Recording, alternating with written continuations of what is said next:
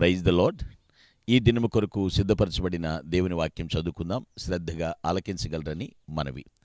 మత్తయి సువార్త 16వ అధ్యాయము 16వ వచనం చదువుకుందాం. అందుకు సీమోను పేతురు, నీవు సజీవుడవగు దేవుని కుమారుడు అయిన క్రీస్తు అని చెప్పెను. ప్రభునందు పిల్లరా, ముందుగా మీకు హృదయపూర్వక వందనములు తెలియచేస్తూ ఉన్నాను. ఇక్కడ ప్రభు వచ్చిన ప్రాంతం ఎక్కడికి వచ్చారంటే ఫిలిప్పుదైనటువంటి కైసరయ ప్రాంతానికి వచ్చారు. ఆ ప్రాంతం గురించి ఎందుకు చెప్తున్నానో మీకు ముందు నేను వివరిస్తాను. అక్కడికి వచ్చి ఒక ప్రశ్న అడుగుతున్నాడు. మనుష్య కుమారుడు ఎవరు అని జనులు చెప్పుకుంటున్నారు అని శిష్యులు అడిగితే వాళ్ళు కొందరు చెప్తారు. కొందరు బాప్తిస్మిచ్చి యోహాను అని చెప్పుకుంటున్నారయ్యా, కొందరు మిమ్మల్ని ఏలియా అని చెప్తున్నారయ్యా, కొందరు ఇర్మియా అంటున్నారయ్యా, లేదా ప్రవక్తల్లో ఒకరంటున్నారయ్యా అని అలా రకాలు చెప్తారు. అయితే వెంటనే పేతురుతో అంటాడు, మీరు నన్ను ఎవరని అనుకుంటున్నారు, మీరైతే నన్ను ఎవరని చెప్పుకుంటున్నారని అడుగుతాడు. అంటే శిష్యులందరినీ అడుగుతాడు. అప్పుడు సీమోను పేతురు రెస్పాండ్ అవుతాడు, నీవు ప్రభువా, నీవు సజీవుడవు దేవుని కుమారుడవు అనేటువంటి మాట. వెంటనే ప్రభు ఇచ్చిన ఆన్సర్, నీవు ధన్యుడవు, పరలోకమందు నా తండ్రిని ఈ సంగతి నీకు బయలుపరిస్తేనే కానీ నువ్వు చెప్పలేవు, నరులు ఎవరు కూడా నీకు బయలుపరచలేరు అంటున్నాడు. అసలు ఆ ప్రశ్న అక్కడ ఎందుకు అడగాలి ప్రభు? ఆ పేతురు అలా ఎందుకు రెస్పాండ్ అవ్వాలి? ఆలోచించండి.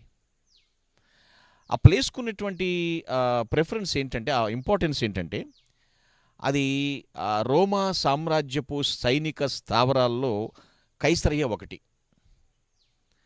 అంటే రోమా సైనికుల యొక్క బలం అక్కడ బాగా గట్టిగా ఉంటుందండి. రోమా సైన్యపు శక్తి నెలకొని ఉన్నటువంటి ప్రాంతం అది. ఆ ప్లేసులో పేతురుని అడుగుతున్నాడు, నా గురించి నువ్వేమనుకుంటున్నావు అని. యేసుప్రభువు ప్రశ్నించట్లోని అంతరార్థం అదే. ఏంటంటే తెలుసా అండి, రోమా సైన్యపు బలము కంటే పేతురులోని విశ్వాసపు బలము అధికము. అలా ఉండాలని ప్రభు కోరుకుంటున్నాడు. అదే చెప్పాడు పేతురు. సైన్యపు బలం ఏముందండి, విశ్వాస బలం అధికంగా ఉండాలి కదా. విశ్వాసం అధికం ఉంటే ఎటువంటి సైన్యాన్ని దేవుడు మట్టుపెట్టింప చేస్తాడు ఆయన. మనం ఎక్కడ ఉన్నామనేటువంటిది విషయం కాదు అక్కడ. మనలో విశ్వాసం ఏ మోతాదులో ఉన్నది చాలా ప్రాముఖ్యమైనటువంటి సంగతి. అందుకని అక్కడ అడుగుతున్నాడు ఆయన. సో దానికి తగ్గట్టుగానే పేతురు ఆన్సర్ ఇచ్చాడు, ప్రభువా, నీవు సజీవుడు ఒక దేవుని కుమారుడవు. ఆ ఫెయిత్ ఎంత గొప్ప విషయమో చూడండి. ప్రభు చెప్తాడు కదా, ఈ బండ మీద నా సంఘమును కట్టుదును, పరలోకపు తాళపు చెవులు నీకు ఇస్తున్నాను. ఆ ప్రభు ప్రస్తావన చూడండి. ఈ బండ అనగా యేసే, ఆ పునాది క్రీస్తే, క్రైస్తవ సంఘమునకు పునాది.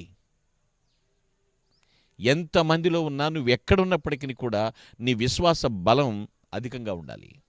అదే దేవుని కోరిక. పిల్లలు ఆలోచించండి. ఆ సజీవమైనటువంటి రాళ్ల వలె మనం అమర్చబడాలి.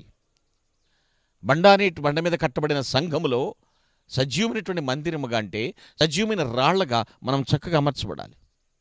పేతురు, నీకు పరలోకపు రాజ్యపు తాళపు చెవులు ఇస్తాను. నువ్వు ఈ భూలోకంలో దేని బంధించుదువో నేను పరలోకంలో బంధిస్తాను, నువ్వు దేని విప్పుదో నేను పరలోకంలో విప్పుతాను. ఆయన చెప్పినటువంటి మాటల్లో ఆ క్రైస్తవ సంఘము యొక్క నాయకత్వపు బాధ్యతలు యేసుక్రీస్తు పేతురుకు అప్పగించబోతున్నాడని మనం తెలుసుకోవచ్చు. గ్రహించాలి. పని గుర్తుపెట్టుకోండి, యేసుక్రీస్తుని గురించిన సంపూర్ణ అవగాహన మనకుందా? ఆయన పట్ల సంపూర్ణ విశ్వాసం మనకుందా? ప్రశ్నించుకుందాం. పిల్లలు ఆలోచించండి. యేసుక్రీస్తులో అమర్చబడేటువంటి ఆ రాళ్లల్లో అమర్చబడేటప్పుడు ఒక్కొక్క రాయి సెట్ చేసేటప్పుడు చూడండి, రాయి ఏమవుతుంది? కొట్టబడుతుంది, చెక్కబడుతుంది.